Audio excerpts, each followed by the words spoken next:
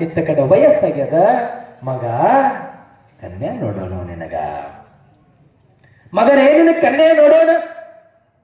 ನೋಡ್ ಹೆಂಗದ ಮಾತಿಲಿ ಮದ್ವಿ ಬೇಡ ಅಂದ ನಾವ್ ಯಾರ್ಯಾರು ಕೇಳಿ ಮದ್ವಿ ಬಿಡ್ತೀವಿ ಅಂದ್ರೆ ಮದ್ವಿ ಅಂತೀವಿ ಬೇಗ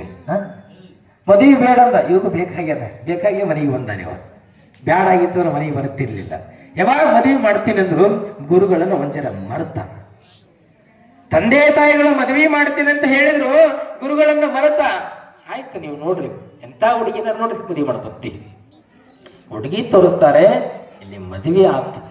ಮದುವೆ ಆದ ಬಳಿಕ ಸಂತೋಷದಿಂದ ಕಾಲವನ್ನ ಕಳಿಲಾಕತ್ತದ